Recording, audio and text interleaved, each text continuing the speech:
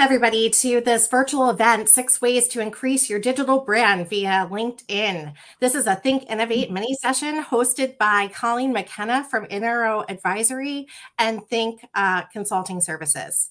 We're very excited to have you here today, and I've been to many of Colleen's sessions, and every time I attend, I learn something new. So I hope that you guys get a lot out of it. As far as our agenda is concerned, we're just welcoming you. We'll talk a little bit about Think Innovate. I just want to let you guys know what we have going on. And then we'll go right into the interactive workshop that Colleen is putting on for us today. So a little bit about Think Innovate. Innovate's technology and operations innovation event that Think is putting on this coming October, the 19th through the 21st. It's going to be a wonderful place to bring the best minds from the Mid-Atlantic together for a little bit of think tank, and also an opportunity to listen to some actionable content that you can take home and hopefully, come up with new ideas, lessons learned, and ways to recession-proof your business. As part of Think Innovate, we have Ask the Experts. So if you need help with public relations or brand awareness, Atkinson Communications can help you with that. You'll see our very own Intero Advisory, Colleen McKenna, is here today. And she's also one of our Ask the Experts. So please feel free to take advantage of one of her sessions after this workshop. She'll go through LinkedIn profiles with you on a one-on-one basis and help you to optimize your brand. If you have issues with intellectual property, Greg Stone from Whiteford, Taylor and Preston is your guy. He'll be happy to help you with those legal questions. And of course, we have Dennis O'Donovan from Profitcom. He is a wonderful expert on communication vendors and can help you save money. So please feel free to visit our Innovate website and take advantage of our Ask the Experts.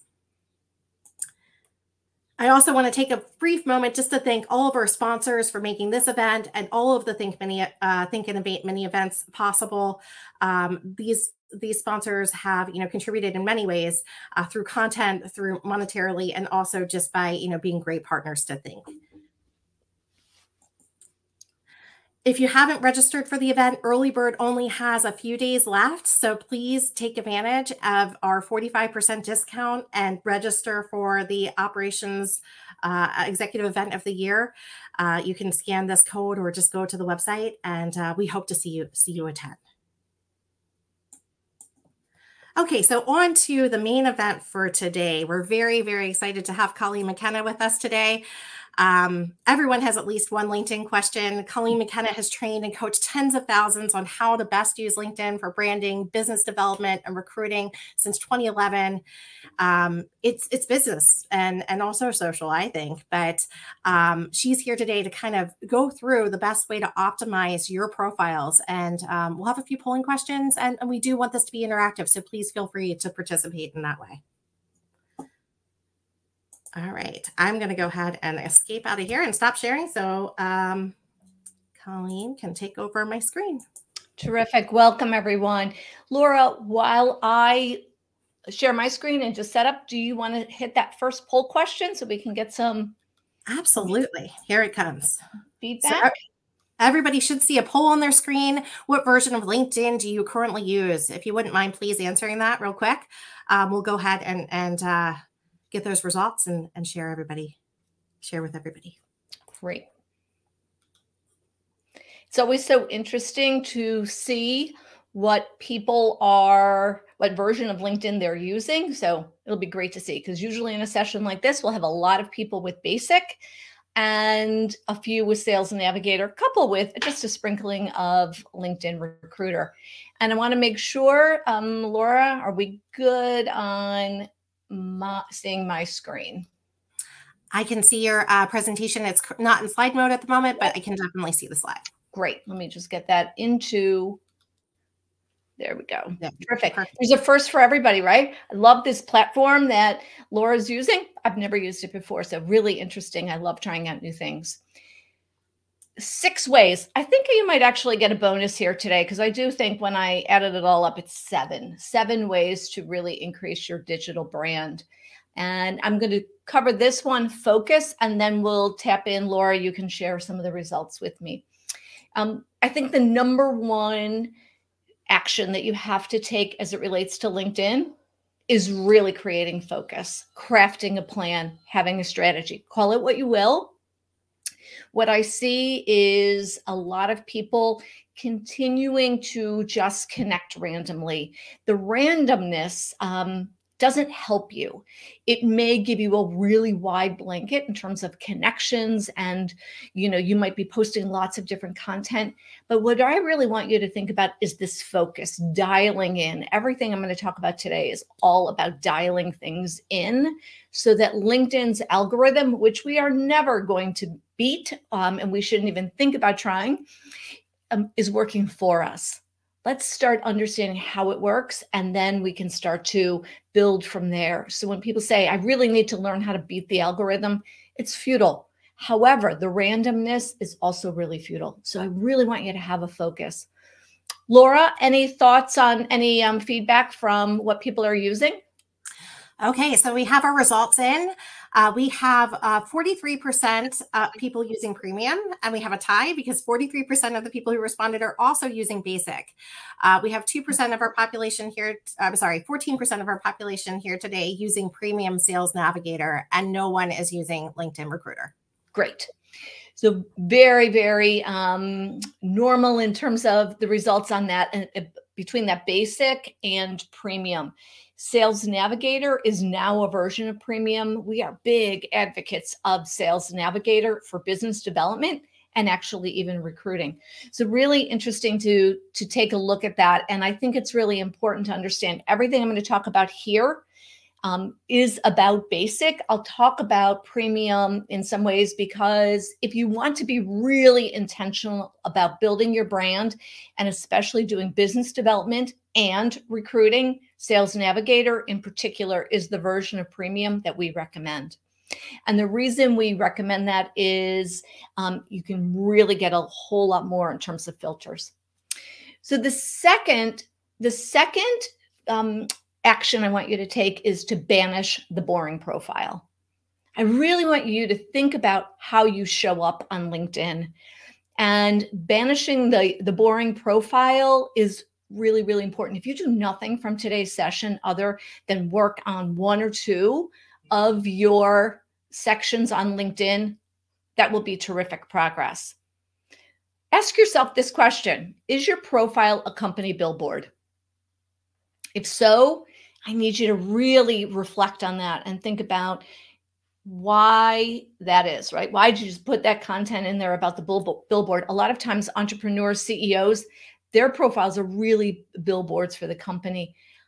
I need you to step back. I need that to be in there. I think it should be in there. But first, the profile needs to be about you. Do you stand out? And what do I mean by that? Is it only your story, right? If I can pick up your profile, your about section, your experience section, and pop it onto 100 other LinkedIn profiles, it really isn't personalized to you. And I want it to be, because that's what helps you stand out among the noise. Is it memorable? Are you memorable? Have you built a profile where people are like, oh yeah, and then they meet you, it actually correlates, right? Your profile sounds like you. And by the way, we're going to jump into LinkedIn and much more interesting than slides, but I did want to start out with a couple of slides. So here's a few random about sections that I popped up and took screenshots of. So take a look at this about section. So a marketing professional, right? But you might agree that I could probably pick that up and put that on tens of thousands of marketing professionals. This was actually from a CMO, a chief marketing officer. Here's another from a VP of sales, right? I'm not really learning much about them, why I should connect with them or potentially look at their business or connect with them. And here's a third. This third one is from a recruiter. So I selected a marketer, a sales professional, sales leader, and then a recruiter. And I think in all of these cases, you could look at that and say, okay, they're really not framing who they are. They're not framing their organization, not talking about culture for those recruiters. And I believe everybody's on the recruiting front these days, right? Indirect business development and recruiting is always what we should be thinking about as we're on the world's largest professional network. In none of these am I understanding very much about that person, their organization, their culture, their value proposition.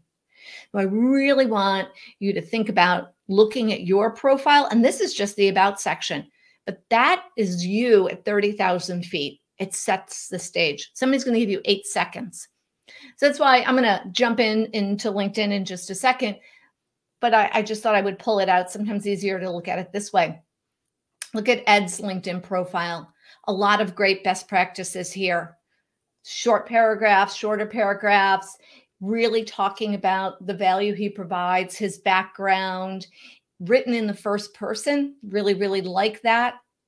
How it all weaves together, third person. Today, my skills are focused on helping businesses to move the needle using technology, right?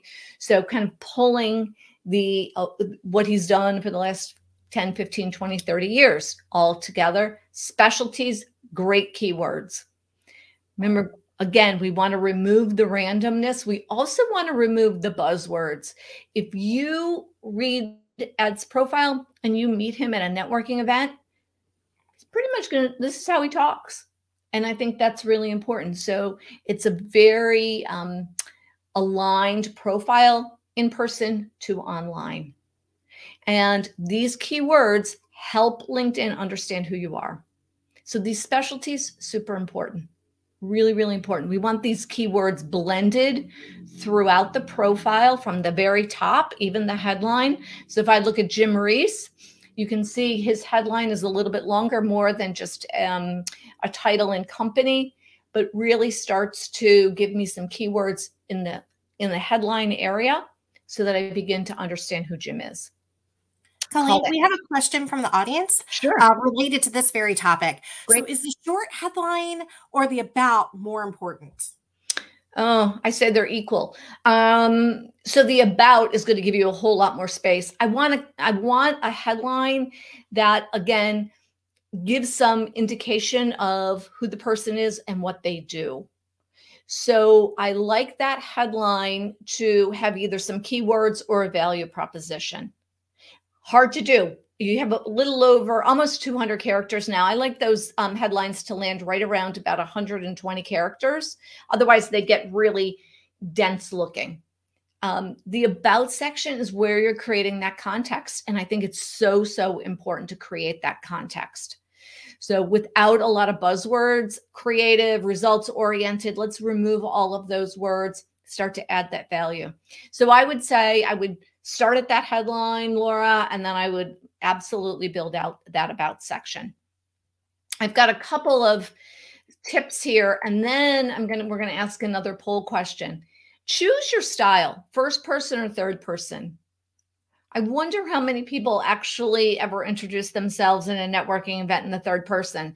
Laura, do you think many people will show up at the Innovate conference in the fall and introducing themselves in the third person? I certainly hope not. That would be really awkward. Right, exactly. So let's think about this as a digital handshake, right? Let's create those profiles. If you're comfortable in the first person, they are more approachable and interesting, in my opinion. Creator mode. I actually did a post when we were last week about this webinar saying creator mode. Should you be in creator mode? I'm going to show you how to go into creator mode, but I'm only going to suggest creator mode for you if you are creating a lot of original content. I'm in creator mode because I wanted to experiment with a newsletter and bring that over from our website.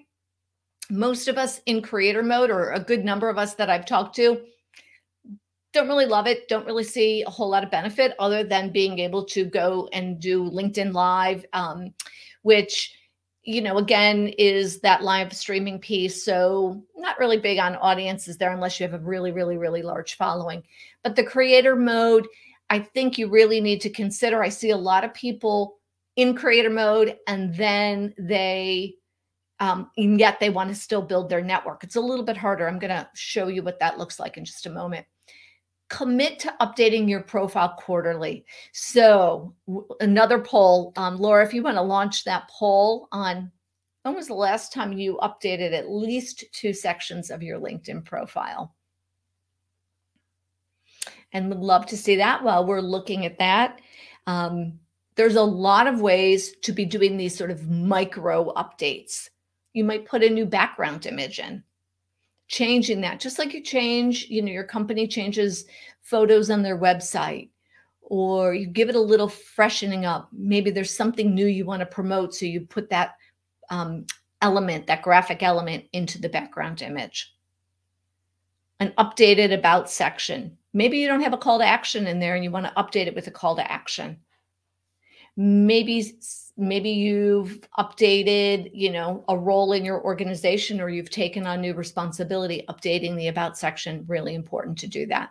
And then the experience area. Maybe you've been on a podcast. Maybe you've written an article for an industry publication. Maybe you were part of a company capabilities video. Add those pieces to your profile. Wherever you can add color and something that's interactive, rich media, it really turns your profile from what I call 1 color to 4 color. And I'm going to actually jump into LinkedIn now because I want to show a couple of things. Laura, any results on that poll?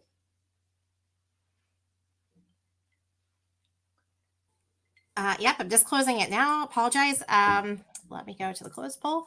Okay, so we asked, when was the last time you updated at least 2 sections of your LinkedIn profile?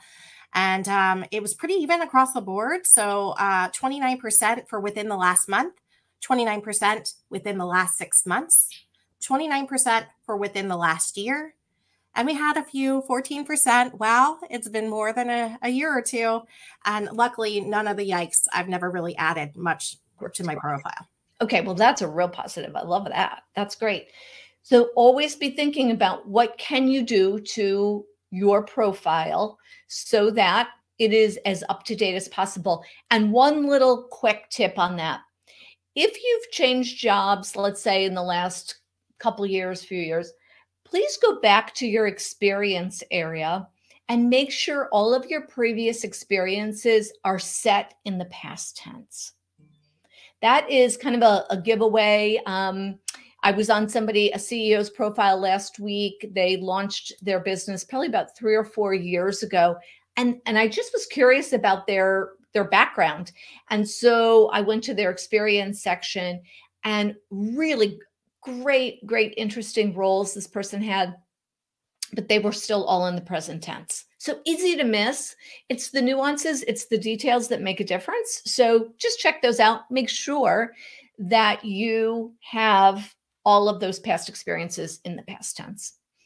So notice on my LinkedIn profile, I'm looking at it as me. So let me see if I'm just going to actually pop over to an incognito window and take a look at this, because I want to show this creator mode. And I'm going to actually, so I'm going to, you know what? I'm not going to do that because it's not going to make a difference. I'm going to show this a little bit differently. If you look at my profile, you would see a follow button here if we're not connected. Many of us on this call are probably connected. However, that follow means I'm in creator mode. It also means I'm in creator mode because I have those hashtags there. And again, the reason I did that was because I wanted to publish a newsletter. And so you can still connect with me. So if you go to my profile and you say follow, because we're not connected, you can go to more. And then within this pop-up, you will see connect. And then you can send me a connection request. So and I tell people that on sessions like this, because they're like, I can't connect with you. You actually can, just a little bit harder. So let me explain. When you're in creator mode and the blue button is follow, not connect, that means that you are really more about people following your content than connecting with you. I still believe that most of us really want to and need to expand our networks. So we want that network to be working for us, and we're continually looking for new people to connect with. I'm going to talk about that in just a few minutes. So it's not always beneficial to move to follow to creator mode. Okay. Creator mode, again, lots of content. So here, for example, if I come in, if you want to move to creator mode, look at your profile, scroll down, and you'll see an area called resources. And you'll see creator mode here, and you'll see mine's on. So if I click on that, this is where, if I wanted to initiate it, I would come in, I would put on my what I'm interested in, those topics that I'm most interested in. And then you'll see I can now do LinkedIn Live and produce newsletters on LinkedIn. I'm going to just answer one question. This presentation will be available. Absolutely. So we want to make sure that, if you are going to go to creator mode, then you actually participate and use these features. The newsletter, I just actually did a newsletter this morning, and I'm going to now show you how to feature it on your profile. So I think it's interesting, probably when I launched the newsletter, I haven't checked it recently, but we probably added about 2,000 email subscribers to this LinkedIn newsletter. So it probably within the first couple of days. So here I can see some analytics. So pay attention to what's happening on your profile, how many search appearances you're appearing in. All of this is kind of good intel, just so that you can get an idea. Is the content, is what's on my LinkedIn profile working? I did a session for a group about 4 or 5 weeks ago, and somebody responded after we were finished with all 5 sessions and said, my profile views and how much engagement I'm getting on my profile has actually increased since I followed some of your tips on just adding different pieces of content to my LinkedIn profile. So again, the most important piece of content is your LinkedIn profile content, right? It's not that long form blog post that you're going to write once a month. It is the content on the profile itself. Okay. So you'll see here a featured section. So again, sorry for the scrolling, just like I have a branded background image, which I change mine every couple of months. I just think it's kind of interesting. And you know what? I look at my LinkedIn profile a lot. So sometimes I do it just to entertain myself more than anything. But it is important because I'll typically get a couple of comments on that. Here is a featured section.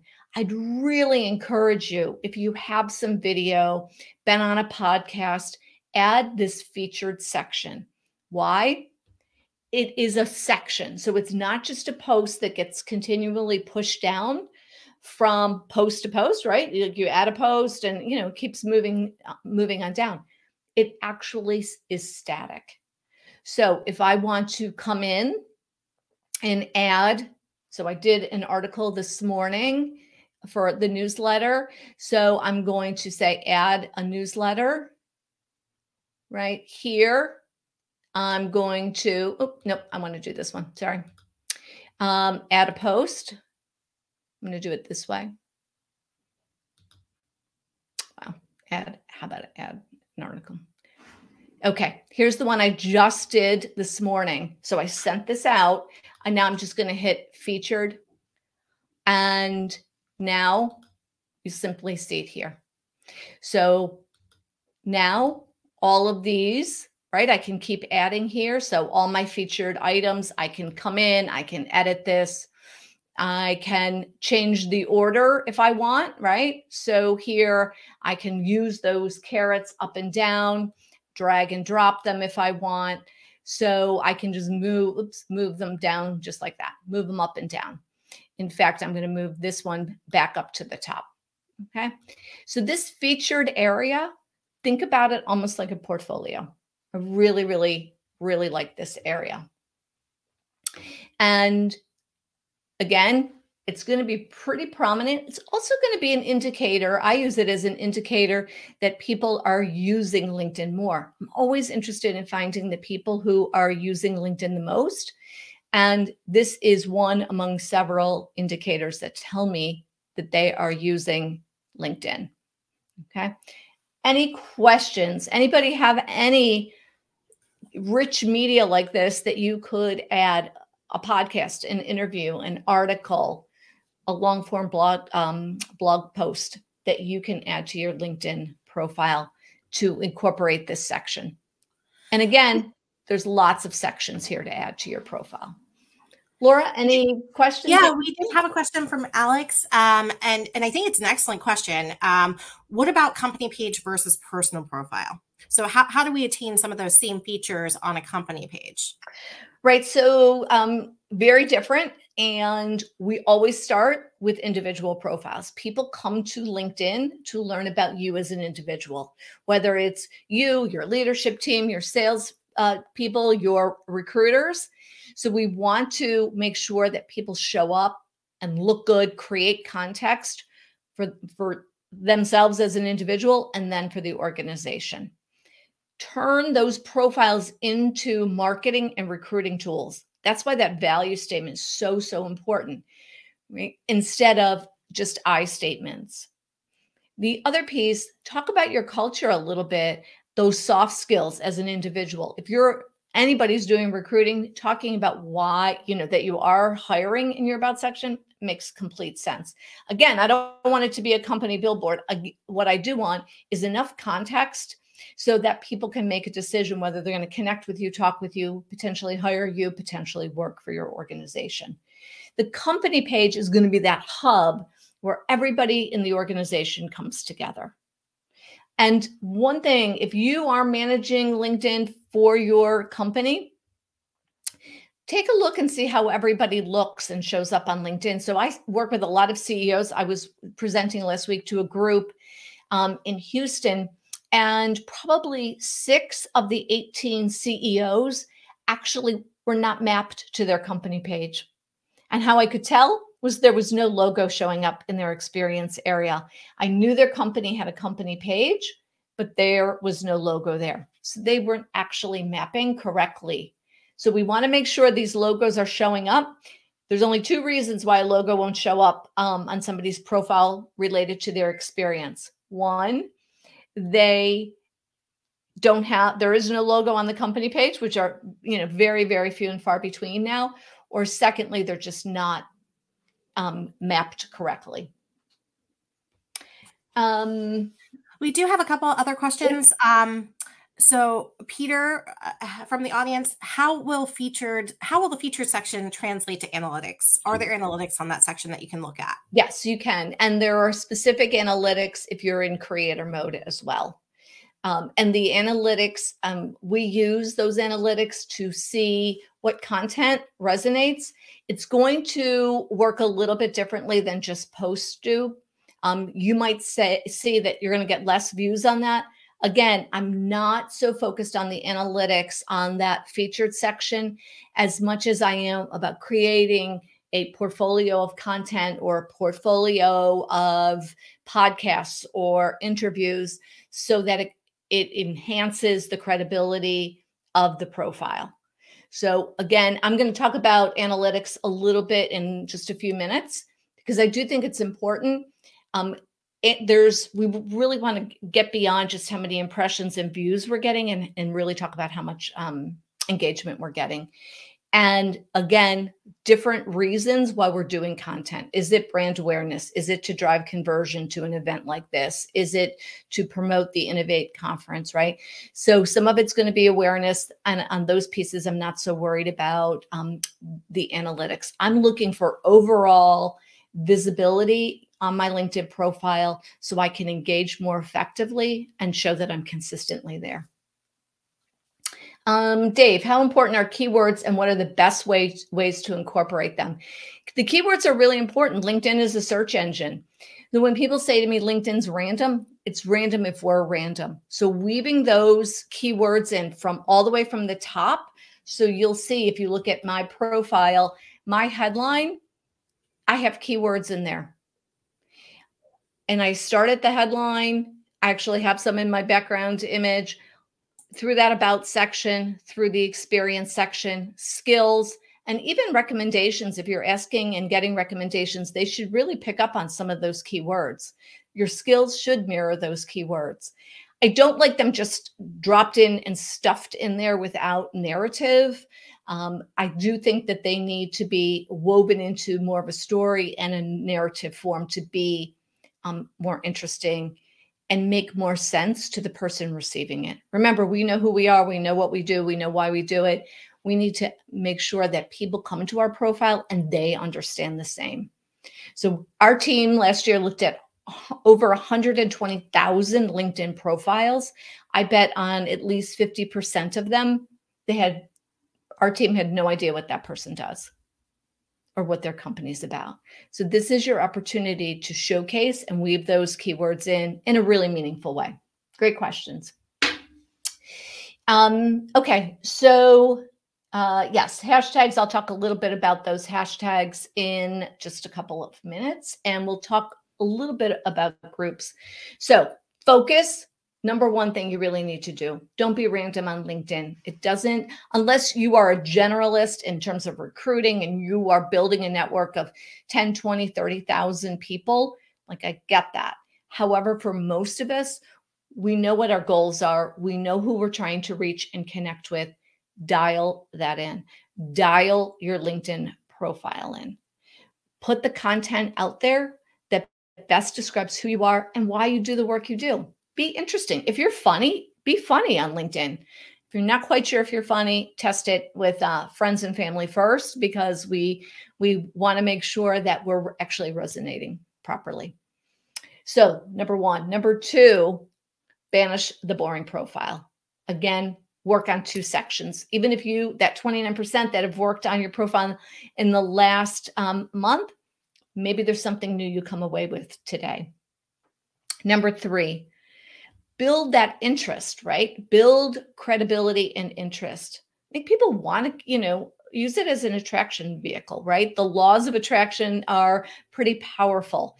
And that is going to really segue us into the network and being connected and magnifying who we know on LinkedIn. So this is an important part. And I'm going to weave in the question about groups in this area. Groups are a great way to jumpstart your network. If, let's say, you are new to an area or maybe trying to uncover a different and build presence in a different community. So groups on LinkedIn don't have the cachet they had a number of years ago. They got very salesy. LinkedIn was supposed to relaunch them a couple of years ago, and they have really not done that effectively, in my opinion. However, what groups do is, again, allow you to have access to the people within that group without being connected with them. So again, hear me on this, right? We have our first level connections. We're building that network. That's people kind of aligned with our profile. All of our first level connections are followers. Not all of our followers are connections. We then have access through groups. Groups can be powerful. There are still a lot of really powerful groups on LinkedIn. However, where our team uses them more effectively is, again, just giving us greater exposure. So when somebody is new on LinkedIn, and believe me, lots of people we train are pretty new to LinkedIn, like you need to jumpstart your network. Let's look at a few groups. Let's join those groups. I have a client who landed a $300,000 piece of business by spending time in groups. Now, this was probably about 4 or 5 years ago, but very strategically only answered privately to the person who started the discussion, not into the thread of the conversation and discussion. He was very specific about how he interacted in discussions. So again, put yourself into some of these groups. You can then connect with some people, or you just have that extra exposure. So I think pretty important here. And the way to find groups, you're simply going to come to work and you're going to click on groups and you're going to come. So these are all my groups. I don't manage a lot of these groups, but you can see, sales best practices, almost 394,000 people, business development, about 401,000 people, right? Some groups are small, but this group with just under 300 people is actually a pretty active group of people, right? So you can see this Women of Vistage is a pretty active group on LinkedIn. So I can see lots of different groups that I'm a part of. Worldwide ERC, this is a professional organization. They have 3 groups, highly, highly engaged group on LinkedIn. So pay attention, and you can search groups here. So I do think groups can be a really vital way to magnify your network. One of the things I want you to do as you're understanding how to magnify your network is come in to the Me area, go to Settings and Privacy. And then on the left-hand side, you'll see Data Privacy, how LinkedIn uses your data. Get a copy of your data. Choose something in particular, Connections, and Request an Archive. Now, you might be saying, how does this relate to what's happening on your profile? Because people can start to see, even if you have a closed network, who you're connected to and the size of your network. So a lot of times people will say, oh, I'm not going to connect with that person. They only have 200 first level connections. Guess what? Those could be 200 like amazing first level connections. And those people could have really great networks. So, people are, again, looking at the size of your network as an indicator. Once you kind of get away from the size of your network and really work toward greater engagement with those people. And that's going to be another one of our 6 ways to increase your digital influence and brand. So here, I'm going to ask you to request this. How many of you have downloaded your network? Just drop it in the chat. I think it would be really interesting to see and analyzed your network. Because I think many people are connecting and forgetting and not nurturing. And I want to really encourage you to magnify your network by understanding who's in it and engaging and nurturing that network. I'm going to show you what happens once I download this. It will, let me just make sure I can see correctly. Yeah. Let me just drop this down for a second. So when you download your network, you're going to start to see first name, last name, email addresses, which is really going to be an empty column. Company position when you connected with them. I removed the email column because it's just not helpful. And then I sort it by position. I would highly recommend doing this. If you're in sales, recruiting, marketing, if you're a leader, if you're a business owner, pay attention to who you're connected to. The number one takeaway from this exercise, and we do this with all of our clients, most salespeople are not actually connected to their top accounts, to their top 5, 10, 15 key positions of within their client base. This is super important to do. Once we sort it by position, I normally come over and I start to identify some columns. Your columns may look very different than mine. Know, reach out, KNOW. This group is so important.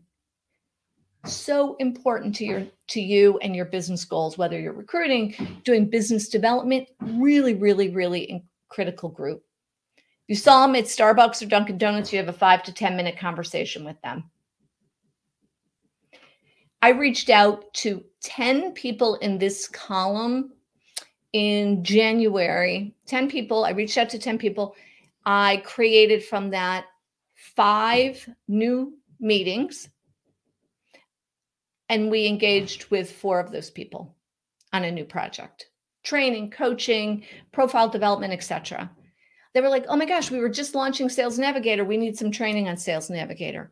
We don't always know when people need our services or products. We have to nurture the people in our network. Imagine if you reached out to 10 people per week. Really, really easy to do. Know better, customers, clients, prospects, COI. This is really, really important. Centers of influence, right? I'm always looking at those centers of influence. And ultimately, my goal is to be a center of influence. It is really, really important to think about that as it relates to how you show up on LinkedIn. And it's going to tie into some of my other tips here. All of these kind of weave together in how you increase your digital brand. Become a COI. Become that center of influence. So when you're talking to somebody and they're like, yeah, I need a new accounting firm, or I need a new attorney, that person's going to say, I can introduce you to some people. You want to be that person. Alumni networks, really, really important. I have Vistage in here because it's an organization I do a lot of work with.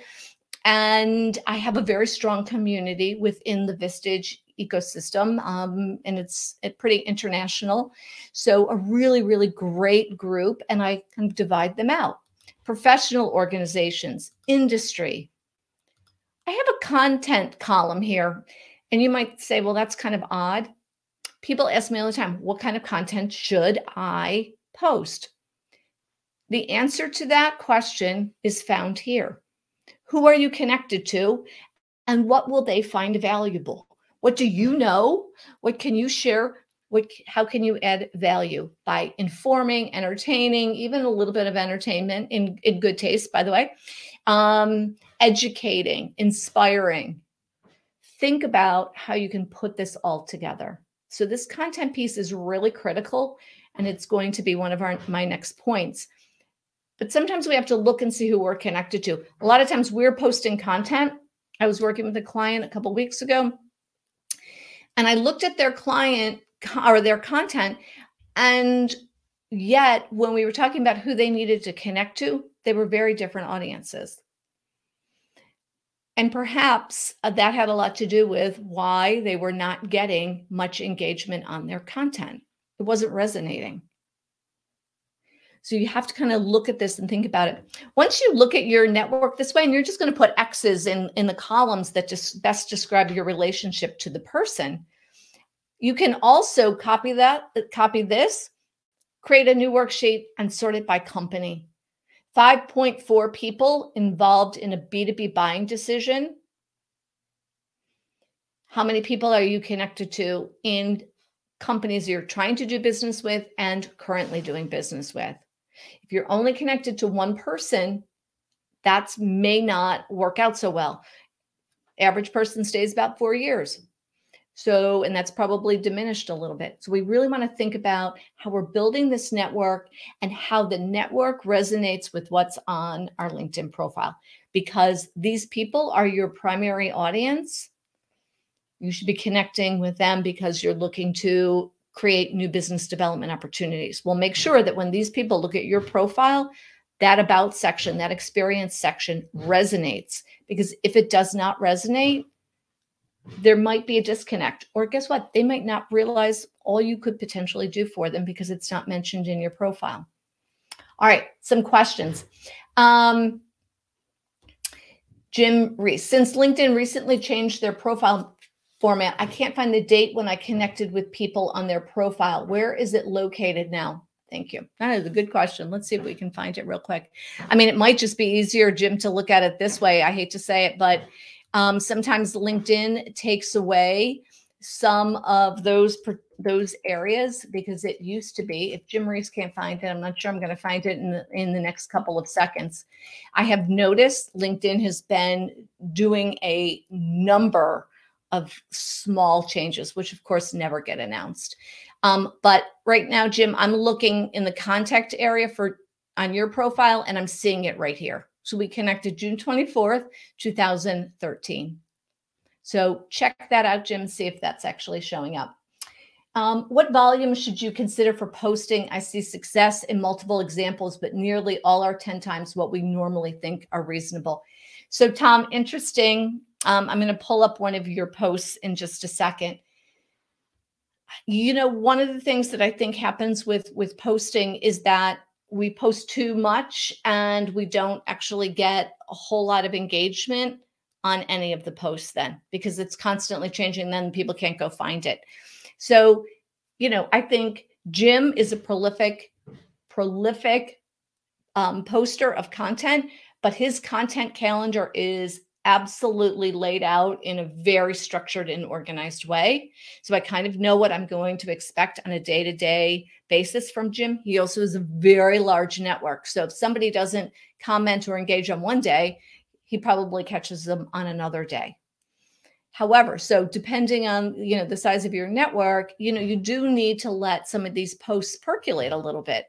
I had somebody who said, I'm not getting any engagement on my content. He was posting multiple times a day. I'm like, people probably can't, number one, can't find it. Number two, they probably see a pattern and start to think, wow, he's just scheduled all these posts out. And he's really not looking for a whole lot of engagement on those posts. So I think it's really important, again, to look at your network. What do they expect? What can they participate in? And by the way, are you engaging with other people's content? So magnify your presence, understand who you're connected to, please. And then start to say, you know what, I might need to clean it out a little bit, or I need to jumpstart in certain areas, especially if you're in BD and sales. LinkedIn needs to know who your ideal client is. LinkedIn looks at the relevancy of the content on your profiles, and it looks at the relevancy of your network, who you are connected to. So really important. Curate true connection. I did not know Tom was going to be on the session. So in full disclosure, I want to show a post, and I had this planned, that Tom posted probably just a couple of days ago. So I'm just coming to all of his activities, posts, and then I'm going to scroll down. And I thought this was a really great post. Again, sorry for the scrolling, but he's gotten some good engagement on some of these. Let's see. Here we go. So here, Tom created a post, what I would consider a long form post, so a lot of context about Amy Solomon. So he put an @ before her name and an @ before Hartman Executive Advisors, and that gives them a shout out. But he talks about Amy and who she is. And here, kind of signed off, almost like a letter, really kind of great format here, and got some really great engagement on that. I came in and commented on that, and so did a number of other people. This is my next tip, which is really talk about curating true connection, right? Doing these shout outs for other people is a really important thing to do. And it's taking the lead rather than just posting content after content after content.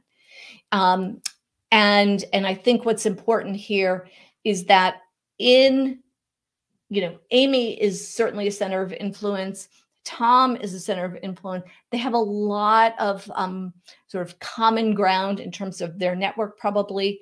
And so it gave people an opportunity to give Amy a shout out. People love people, and people will outperform in terms of the analytics. Those posts with people in them will absolutely always outperform even the best blog post. Most well-researched white paper, the most well-researched article that you write. People love people. So include people. Initiate, which is another of my tips. Be the initiator, right? Like reach out, give somebody a recommendation on LinkedIn without being asked. Giving recommendations without being asked is a great way to spark a new conversation. It's like a little gift, right? Just do that for a client, do that for a prospect, do that for colleagues. If you're a leader of the organization, just maybe do a great shout out for one of your employees who's really gone, above and beyond, right? That shows up on your profile again. So I think all of these things are really, really important. I want you to go from one to many on LinkedIn to creating more of a one-to-one. Marketers using their company page, their goal is to get that message out wide and far, right? And, I'm not big on football analogies, but it's like getting it all the way, getting the ball down to the red zone. On the sales and recruiting side, Our job is to score, right? To take it from that red zone, that 5-yard line, and score. And that's going to be a smaller group, and it's going to be a more precise messaging, but really, really important. Use your network so it becomes a referral engine. Create that kind of a network and create introductions for other people. I want you to go for significance on LinkedIn rather than social influence. I have a very small network relative to the work that I do. I could have 20, 30,000 people in my network. However, I'm not quite sure that's always going to be in my best interest. Rather, getting introductions are. Creating introductions, that's more important. And so I want you to think about it that way. How do we create referral engines? How do we really help people in our network? And there are many people on this call who are really, really good at that. And it takes concentrated, focused effort and great follow-up. Jim Reese has a very large network. He's masterful at the follow-up. Right? You can look at Ed's posts right here. He gets great engagement. I couldn't hear what you said. Oh, that was Siri. Sorry, could you say that? Wow, Siri has never joined me before on a webinar. I want you to think about engaging with people's content, like Ed and Jim and Tom and some others on the call, and just people in your network, because every time you engage with their content, it gets you a little bit further, right? It amplifies your message. So that initiate is really, really super critical. I think it's important to kind of put this all together. And so I'm going to go back to my deck here. And again, I have lots of screenshots and some tips here, so we'll share this with you and can definitely use this. But I just want to, again, I think I actually came up with 7. So I kind of tend to do that. I added one more. Focus, having a plan, and being very intentional about your actions on LinkedIn. To me, everything I do on LinkedIn has a purpose. I want to banish the boring profile. Wow. If I could have a movement, it might be on a movement on LinkedIn. It might be banish the boring profile. I want you to build interest and credibility. I want you to pretend that this is as much live as it can be. It is live. It's dynamic. It's the next best thing to you showing up and being on stage. I want you to magnify your presence by building a really strategic and interesting network. Curate true connection. I talk to a lot of people through LinkedIn. I actually have some really amazing stories. I'll lend them in my book. It's Business Not Social. Amazing people I've never met. Incredible stories, incredible connection. There's a person I gave a shout out to today on LinkedIn, Don Myers. He's in Denver. I've never met him. We have great conversations, and we talk pretty regularly, very, very intentionally about when we get together and talk. Go for significance, which way outpaces having the largest network, in my opinion. Significance is more important. And from significance, you get influence. And then initiate. Don't wait for somebody to connect with you or post on your content. Maybe go post on theirs first. Be that person who thinks about their network and thinks, who could I connect? Who can I put together? Because when you introduce other people, they typically talk about you, right? So not a bad thing here. All of these, there's no magic here. If you look at this, it's about doing the work. It's about showing up, being known, and participating. And when I think about it, I was like, when I was thinking about this content, I was like, what am I going to say that's magical? There is no magic. And those that want it to be magic and are using automation typically tend to dilute their networks in a way where they don't actually drive new revenue and get those meetings and find new talent to hire. So I really want you to think about, building that profile so that it does some of the work for you. It shortens your sales cycle. It talks about what a great company you are a part of, and it promotes interaction. With that, Laura, let's see, do we have any other questions? And I want to make sure we have about 6 minutes left. Okay, audience, this is your time. If you have any last minute questions for Colleen, we have about 5 minutes left to answer those questions. Please feel free to put them in the Q&A and or chat, and we'll be happy to address them. I think I saw one question, Laura, about hashtags. Yes. The best way to use hashtags is to, number one, never have more than 4 hashtags. 3, kind of ideal. 4, max. LinkedIn starts to ding you when there's too many hashtags. They just don't like it. Also, pay attention to what hashtags you're using. Lots of times we want to create our own hashtag and kind of try to differentiate. However, if somebody clicks on that hashtag and they see that there's 1 follower or 10 followers, it's not really, they probably won't tend to follow that hashtag. So do find some hashtags that already have followers and roll that into your content.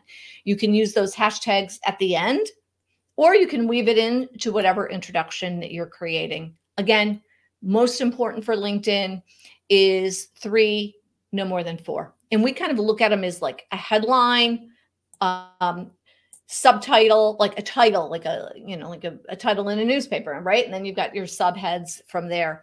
And that's sort of how we order hashtags when we're putting them into our posts. So hopefully that makes sense. Colleen, we did have, I'm not sure if it was Ed or somebody from Think, but we did have a really good question a couple days ago that I didn't have the answer to, and maybe you do, about taking things viral. Like, is it good to have other people comment or share, or like, should you say, hey guys, I just posted this. What is the algorithm there for LinkedIn? Is that a tactic that actually works, and do you recommend it?